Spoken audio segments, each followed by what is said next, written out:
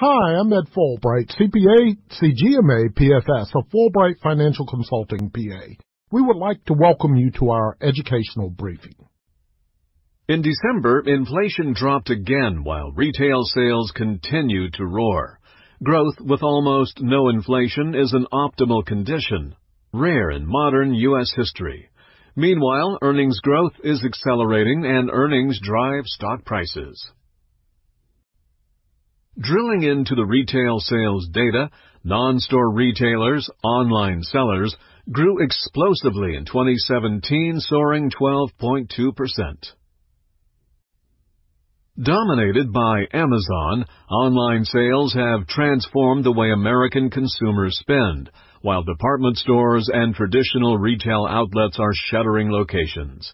Even as Walmart said it was boosting its minimum wage to $11 last week, it announced plans to close 60 Sam's Club big box stores. Job losses in department stores and other traditional retail locations have been more than offset by new jobs at online retailers. Retail sales, excluding volatile gasoline, grew 50% faster in 2017 than in the last expansion, and more strength is in the pipeline. In the next month, new low tax rates will boost paychecks. Consumers will get a lift in net income and have more to spend.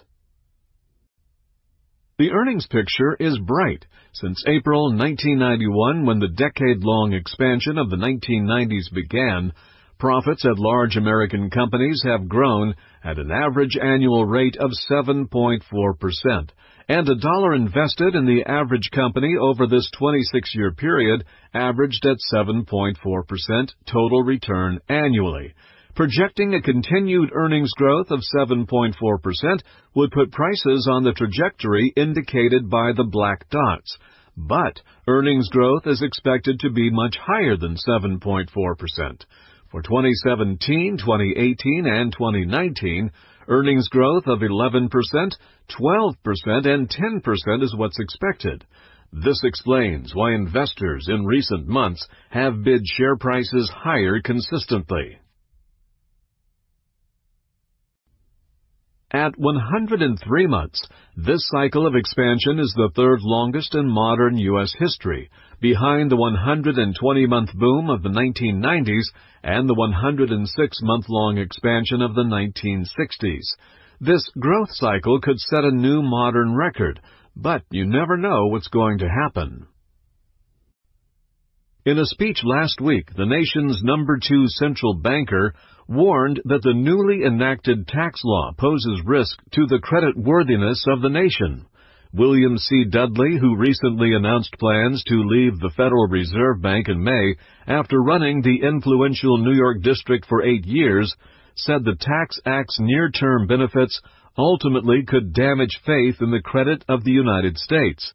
Mr. Dudley, a key architect of Fed interest rate policy after the financial crisis, bluntly told a gathering of Wall Street executives that the current fiscal path of the nation is unsustainable. Despite the political crisis in Washington, D.C., the Standard & Poor's 500 closed the week at a new record high price again. Yet plenty could go wrong. Rapid acceleration in growth from the new Tax Act increases the likelihood of the Fed making a mistake in interest rate policy by quashing growth or allowing the economy to overheat. A constitutional crisis, the nuclear standoff with North Korea, and unspeakably nightmarish events may seem more imaginable than ever. Realistically, a 10 or 15% drop could occur in a flash of bad news, and the chance of a bear market decline of 20% or more increases as the 8.5-year bull market grows older. But the economy shows no hint of recession. To the contrary, smashing earnings growth is expected for 2017, 2018, and 2019, and that's literally the bottom line. Thank you for listening. Please contact us with any questions, and also contact us if you're interested in our complimentary second opinion on your investments or to set up a meeting regarding your wealth. Don't hesitate to share this video with people who might benefit from our work. Thank you again, and have a great day.